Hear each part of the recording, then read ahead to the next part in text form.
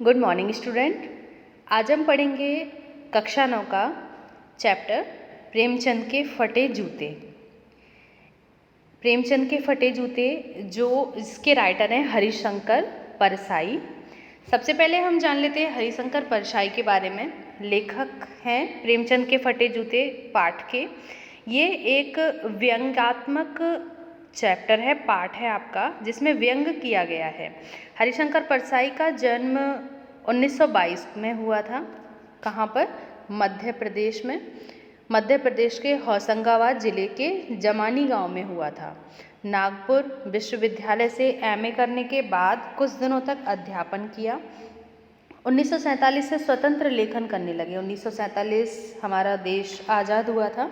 जबलपुर से वसुधा नामक पत्रिका निकाली, जिसका हिंदी संसार में काफ़ी सराहना हुई। सन 1995 में उनका निधन हो गया। 1995 में इनका निधन हो गया था। इनकी कुछ रचनाएं हैं, कुछ कृतियां हैं। कौन कौन सी? हंसते हैं रोते हैं, जैसे आपका ये हरिशंकर परसाई का है प्रेमचंद के फटे जूते, ऐसे ही हंसते हैं रोते हैं, जैसे उनके दिन फिरे, ये इनका कहानी संग्रह है। रानी नागफनी की कहानी, तट की खोज, ये उपन्यास है। तब की बात और थी, और भूत के पांव पीछे। इस तरह के इनके क्या हैं, ये कुछ कृतियां हैं जो यहाँ पर बताई गई हैं। अब जानते हैं हम इनका पाठ, प्रेमचंद के फटे जूते। प्रेमचंद के फटे जूते शीर्षक निबंध में परसाई जी ने प्रेमचंद के व्यक्तित्व की सादगी के साथ एक रचनाकार की अंतर्विधि सामाजिक दृष्टि की विवेचना करते हुए आज की दिखावे की प्रवृत्ति एवं अवसरवादिता पर व्यंग किया है। मतलब आज के समय में जो दिखावे की प्रवृत्ति है ना, कैसे दिखावे की प्रवृत्ति कि हमारे घर पर, हमारे पास अगर कोई सुविधा नहीं है तो हम क्या करते हैं कि दूसरे व्यक्ति से वो सामान उधार लेके अपनी इच्छाओं की पूर्ति करते हैं। क्यों? क्योंकि सामाजिक दिखावा हमारे अंदर बहुत है। तो इसी के बारे में यहाँ पर हरिशंकर परसाई ने बताया है। प्रस्तुत यहाँ पाठ परिचय में देखिए, प्रस्तुत व्यंग लेख प्रेमचंद के फटे जूते को आधार बनाकर लिखा गया है। लेखक मूलतः व्यंगकार हैं।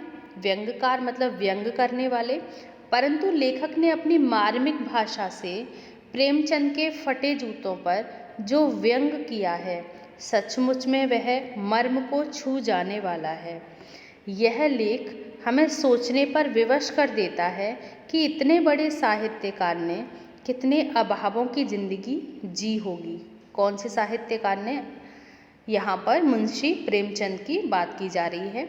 इस लेख में लेखक ने प्रेमचंद के जीवन की छोटी सी झांकी प्रस्तुत करके उनके जीवन का यथार्थ चित्रण किया। यथार्थ मतलब सचमुच का जो चित्रण है उनके जीवन के बारे में जो बताया है, वो किसने बताया है? हरिशंकर परसाई ने बताया है।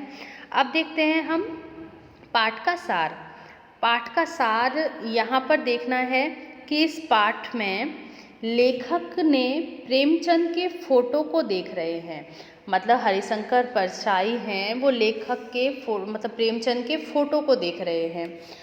प्रेमचंद को यह फोटो उनकी पत्नी के साथ है। प्रेमचंद का जो फोटो है ये, वो उनकी पत्नी के साथ है। वह टोपी, कुर्ता और धोती पहने हैं। क्या पहना हुआ है प्रेमचंद ने? टोपी, कुर्ता और धोती। कनपटी चिपटी एवं गाल की हड्डियां साफ दिखाई दे रही हैं। इसका मतलब वो बहुत ही कमज़ोर नज़र आ रहे हैं। चेहरे पर घनी मूछें हैं। पाँव में कैनवस के जूते हैं।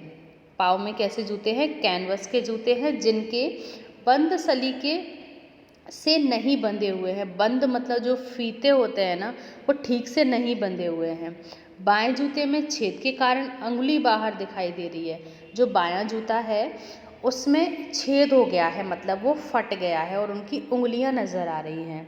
लेखक सोच में पड़ जाता है कि जब फोटो खिंचवाने के लिए यह ड्रेस है तो पहनने के लिए कैसी होगी। आपने देखा होगा कि हम कभी भी फ़ोटो खिंचवाते हैं तो अपने कपड़ों को, अपने पहनने का, ओढ़ने का तरीका, सलीका उसे बदल देते हैं। हम अच्छे कपड़े पहनकर फ़ोटो खिंचवाने की कोशिश करते हैं, लेकिन यहाँ फ़ोटो खिंचवाने का तरीका क्या था प्रेमचंद का? जूते फटे हुए थे, कपड़े भी ऐसे ही थे। तो अब वो सोचते हैं कि जब इनकी फ़ोटो खिंचवाने की ड्रेस ये है तो फिर पहनने वाली ड्रेस कैसी होगी। लेखक मन ही मन सोचता है कि क्या इन्हें पता है कि इनका जूता फटा है। क्या ऐसा भी तो हो सकता है ना कि इन्हें पता ही नहीं हो कि इनका जूता फटा है या नहीं फटा है। यदि धोती से थोड़ा सा, धोती को अपनी को थोड़ा सा नीचे खींच लेते, मतलब थोड़ा सा नीचे कर लेते, तो यह जूते से बाहर निकली उंगली ढक सकती थी। मतलब थोड़ा सा अगर जूता था और धोती उन्होंने पहन के रखी थी तो उस धोती को थोड़ा नीचे कर लेते तो वो जूता ढक जाता, जूता ढक जाता तो उनकी वो उंगली भी ना दिखाई देती उसमें से, फटे हुए जूते में से। फोटोग्राफर ने भी इस तरह रेडी प्लीज़ कहकर फ़ोटो खींच ली। उन्होंने कहा रेडी प्लीज़, तो वो क्या हुए, थोड़ा सा मुस्कुरा दिए और उसके बाद क्या हुआ, फ़ोटो खिंच गया। तुमने मुस्कुराने की कोशिश की होगी। किसने? लेखक ने, मुंशी प्रेमचंद ने मुस्कुराने की कोशिश की होगी, तभी फोटोग्राफर ने क्लिक कर दिया। मतलब तुम मुस्कुराए भी नहीं, मुस्कुराने की कोशिश ही कर रहे थे, तब तक क्या हुआ, तुम्हारा फ़ोटो खींच दिया गया। तुम्हारे चेहरे कि यह अधूरी मुस्कान विचित्र है। यह केवल मुस्कान नहीं, किसी पर व्यंग है। ऐसा लग रहा है कि तुम किसी पर व्यंग कर रहे हो, तुम खुश नहीं हो, तुम किसी पर व्यंग कर रहे हो। यह कैसा जीवन है जो खुद तो फटे हुए जूते पहने हैं पर किसी पर हंस रहा है। अगर फ़ोटो को कोई देखे और उसको फ़ोटो को देखने के बाद अगर कोशिश करे कि इस फ़ोटो में है क्या, तो क्या था कि खुद ने तो फटे जूते पहने। अगर वो मुस्कुरा रहे होते तो क्या होता, क्या कौम देखने के बाद कहता खुद ने तो फटे हुए जूते पहने और दूसरे लोगों पर मुस्कुराया जा रहा है। आगे इसमें इस तरह का जूता है उनका जो फटा हुआ है, जिसमें से उंगली बाहर निकल रही है। इसमें बताया है कि यदि, क्या बताया इसमें, यदि फ़ोटो खिंचवाना था तो जूते अच्छे ले लेते, मतलब अच्छी तरह के जूते ले लेते। शायद पत्नी के आग्रह के कारण फ़ोटो खिंचवाना पड़ा। मतलब उनकी जो पत्नी है उन्होंने ज़िद की होगी फ़ोटो खिंचवाने की, इसलिए उन्होंने फ़ोटो खिंचवाया। तुम्हारे फटे जूतों को देखकर मैं तुम्हारे कलेश को अपने भीतर महसूस करते हुए रोने को हो रहा हूँ। तुम्हारे कलेश मतलब तुम्हारे हृदय में जो भी बात है, जो भी बातें उमड़ रही हैं, जिन्हें तुम कह नहीं पा रहे हो, उन्हें मैं महसूस कर सकता हूँ और मैं क्या कर रहा हूँ, रोने को हो रहा हूँ, मेरा मन रोने को कर रहा है। परंतु तुम्हारी आँखों का दर्द मुझे रोने से रोक रहा है। यदि तुम फ़ोटो के महत्व को समझते तो कहीं से जूते मांगकर भी पहन सकते थे। बिल्कुल पहन सकते थे। अगर तुम्हें लगता कि नहीं मुझे तो अच्छा नहीं लगेगा इस तरह से जूता पहनना, तो आप कहीं और से जूते मांग कर पहन लेते, किसी से जूते उधार मांग लेते। 1 मिनट में कुछ नहीं जाता, कोई दे देता, तुम फ़ोटो खिंचवा लेते। मांग कर क्या काम नहीं होता। टोपी 8 आने की तो जूता 5 रुपये का होगा। मतलब टोपी कितने की आती है, 8 आने की आती है, और जूता कितने का आता है, 5 रुपये का आता है। जूते पर 2500 टोपियाँ न्यौछावर है। जूता महंगा होता है और टोपी सस्ती होती है। अब देखिए, भले ही जूता महंगा होता है लेकिन कीमत सबसे ज़्यादा किसकी होती है, टोपी की होती है। तुम महान कथाकार, उपन्यास सम्राट, युग प्रवर्तक, न जाने क्या क्या कहलाते हो, मगर फ़ोटो में तुम्हारा जूता फटा हुआ है। मतलब लोग तुम्हें क्या क्या कहते हैं, लेकिन फ़ोटो में क्या है, तुम्हारा जूता ही भी फटा ही हुआ है, जूता ही फटा हुआ है तुम्हारा। तो फिर इतने बड़े लेखक, व्यंग्यकार, इस तरह से कहानीकार कहलाने का क्या मतलब। लेखक कहता है मेरा जूता भी कुछ अच्छा नहीं है, परंतु इसमें से उंगली ऊपर निकल रही है। मतलब यहाँ पर बताया है कि तुम्हारा जूता फटा हुआ है, समझ में आ रहा है मुझे, लेकिन मेरा भी जूता कुछ अच्छा नहीं है। मेरे भी जूते में से उंगली ऊपर नहीं निकल रही, पर नीचे से तला फटा हुआ है। मेरा जूता नीचे से फटा है, उंगलियाँ नहीं दिख रही मेरी। तुम शायद पर्दे का महत्व नहीं जानते, हम पर्दे पर कुर्बान हो रहे हैं। ये लाइन है यहाँ, पर्दे का महत्व मतलब कुछ छिपाना। तुम इसको छिपाने का महत्व ही नहीं समझते और हम जीवन में सब कुछ छिपाए जा रहे हैं। यहाँ पर बताने का तात्पर्य यह है कि लेखक जो है प्रेमचंद हैं, प्रेमचंद ने क्या बताया यहाँ पर कि प्रेमचंद जो हैं वो हमारी जो साहित्यिक रूढ़ी है, रीति है, रिवाज है, इन सब को क्या कर रहे हैं, वो ठोकरें मार मार के, मतलब वो बताते हैं कि इन सब से क्या ने हटाने में ही तुम्हारा जूता फट गया है।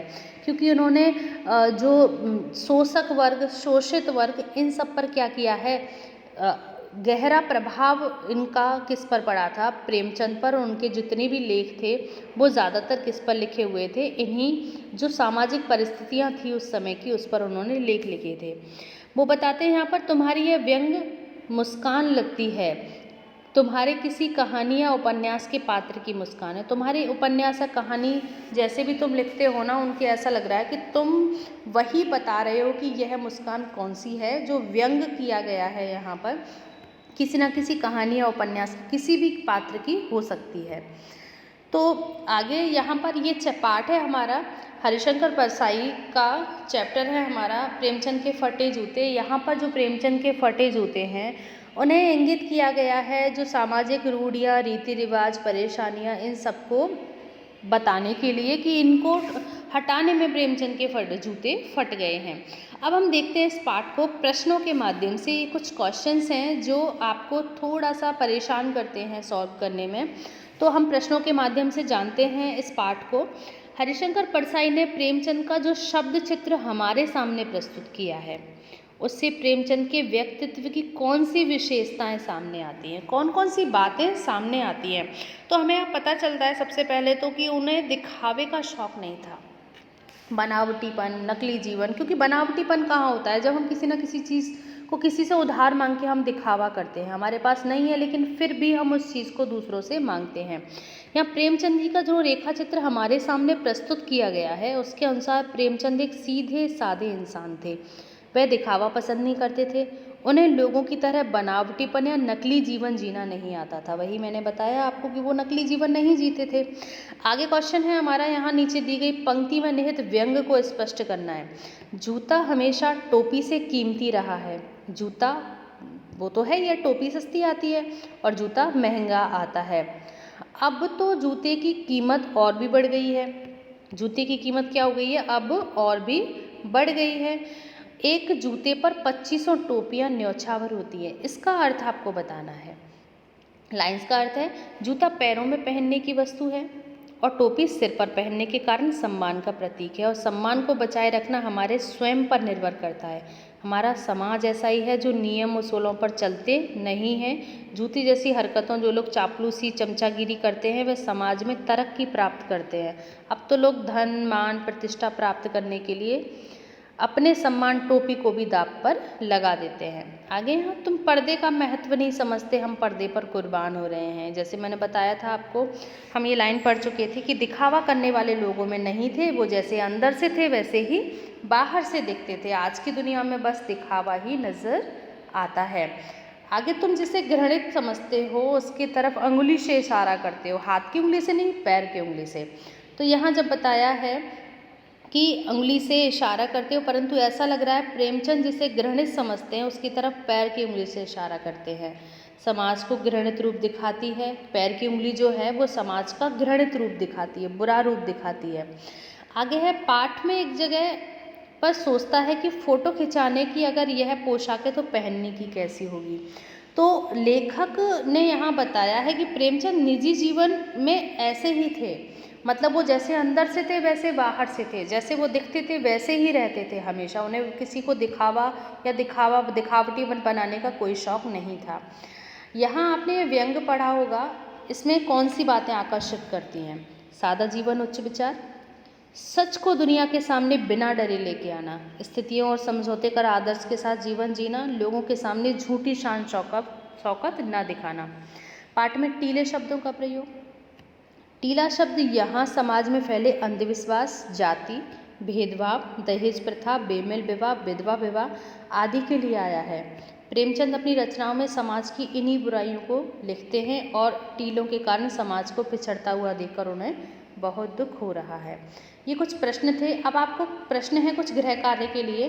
प्रेमचंद फोटो में कैसे नजर आ रहे थे? पहला प्रश्न है, इस व्यंग में प्रेमचंद की रचनाओं को किन किन पात्रों का उल्लेख हुआ है? सख्त चीज़ों से ठोकर मारने से लेखक क्या अभिप्राय है?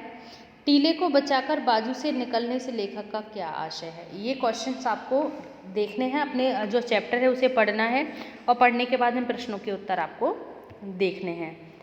धन्यवाद स्टूडेंट।